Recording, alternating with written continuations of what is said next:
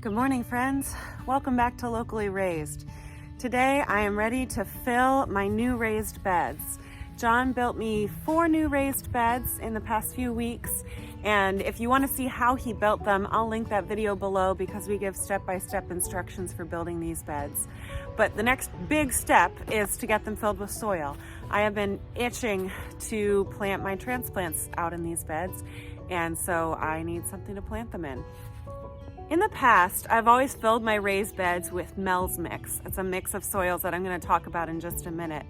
But I've gardened on a smaller scale in the past, and Mel's Mix doesn't scale up very easily. So the materials, some of them are ones that I can't buy in bulk, and they're a little bit pricey.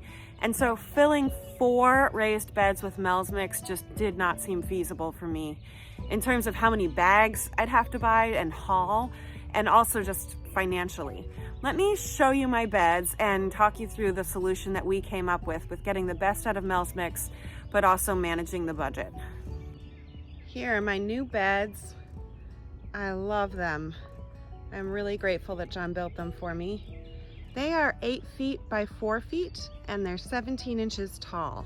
So that's a lot of volume. That's a lot of space to fill. What we decided to do was fill the bottom third to the bottom half-ish with mushroom compost. It just so happens, here I'll show you what it looks like. It's not bad stuff. Just so happens that in my area, I can get mushroom compost pretty affordably in bulk. Yeah, it's also got hay in it. There's some large mushroom farms in my area, and so I'm sure that's why there's mushroom compost available in bulk. It was $16 per cubic yard, which is pretty great in my opinion. And I realize that that might not be near everybody. So if you're trying to fill a raised bed and you're trying to fill it affordably, I would probably do bulk topsoil in this bottom portion if I wanted to try to keep the budget under control. I feel good about that mushroom compost. I know it's not going to be as rich as the Mel's Mix that'll be on top of it, but over the years I'm going to keep adding compost to the top of these beds, and those nutrients, as they break down, will work their way down and enrich the whole soil. And again, the beds are pretty deep, so I'm okay with the very bottom soil not being my richest. So now that you've seen what I've put in the bottom of each of these beds, let's make some Mel's Mix. Mel's Mix refers to a blend of soils that's recommended by Mel Bartholomew, the author of Square Foot Gardening. He recommends this blend for maximizing yields in raised bed gardens. The mix is made of just 3 materials. It's a mixture of equal parts of compost, peat moss, and perlite or vermiculate. I bought my compost in bulk, which is why I've got this large pile that I'm shoveling from. The peat moss comes in compacted bags, so it needs to be broken up after it's opened. Peat moss is not a renewable resource, and so I do try to be careful to not purchase a lot of it. Some people are starting to substitute coconut coir for peat moss. I've not tried it in Mel's Mix, so if anyone's given this a try with coconut coir, let me know in the comments how it worked out for you. I should also mention that the perlite can kick up a good bit of dust when you're handling it, and so it might have been wise for me to wear a mask at this point. I recommend a mask if you want to look out for your lungs. Here are all of the ingredients for Mel's Mix. So this is the peat moss. You can see how light and fluffy it is. The peat moss helps with moisture retention in the soil while also keeping the mixture light. Here's perlite. Often vermiculate's also used. The perlite helps keep things light, helps keep the mixture from compacting, gives space for roots to grow. And then here's compost. Compost provides the nutrients in the mix. So all 3 together, you end up with a nutrient-dense, light mix that's easy for roots to move through and retains moisture. I'm starting out with a small batch because I know that I'm going to need a lot, and I'm just a little bit daunted by these quantities. So I'm going to give this batch a try, see how much of a bed it fills, and then I'll just keep doing more batches. I might have to grab John. He's up in his office working, but he told me he could give me an hour if I can't manage this on my own. We'll see what I can do. I'm going to dampen this before combining it.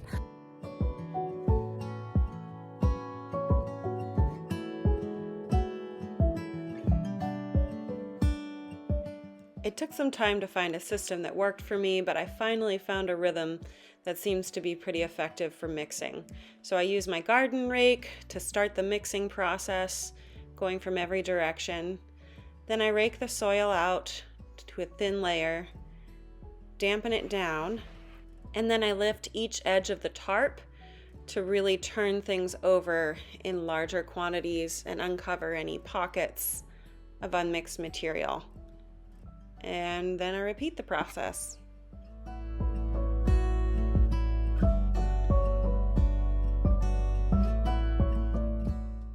There's my first batch of Mel's mix. You can see that it's light, but there's also a lot of richness in here. It's beautiful. Feels really good to have this made up for my first expansion of the garden in our new home. I think I'm gonna start with trying to shovel it into a bed, and then once it gets light enough, I'll try to lift this tarp and dump. I'm so used to doing these projects with John. Let's see what I can manage on my own. Maybe I'll need some help.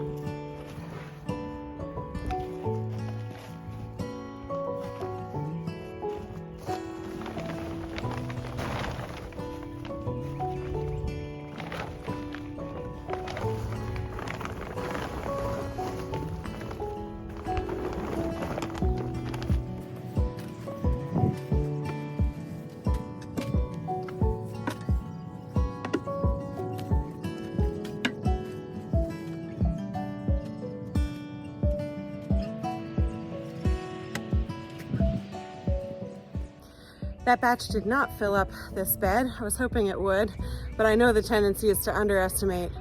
So time to mix up some more, and I suspect I'm gonna need to buy more compost and more peat moss before this job is done. We'll see.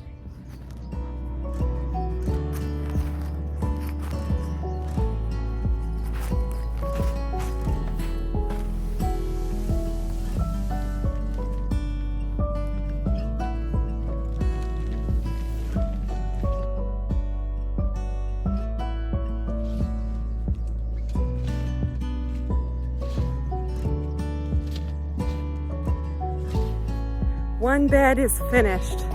I am exhausted. That was more than I expected. Let me show it to you.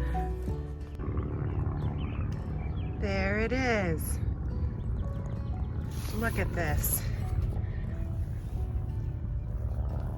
I remember as a kid hearing my dad refer to some soil as looking really good, and I thought, who cares about soil? 30 years later, it turns out it's me. I care about soil. Anyhow, I am going to wait until John's lunch break and do the other 3 beds with him.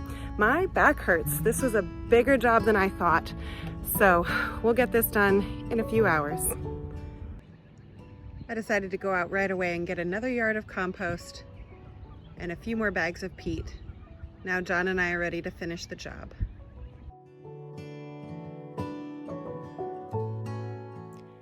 I've found that for some jobs, 2 people working together is more than twice as fast as one person working alone. This was one of those jobs. We definitely found a system working on this together, and things went much more quickly and were more manageable.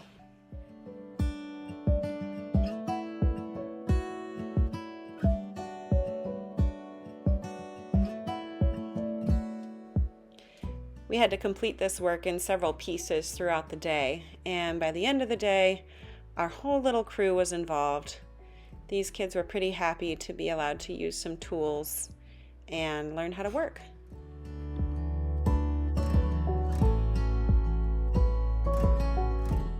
The last bed was finished just in time for dinner, which meant that the next day I could get my planting started. They are finished.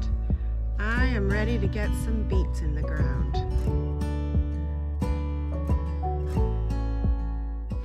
Thanks for joining me and my family for a day of mixing up soil and filling our raised beds.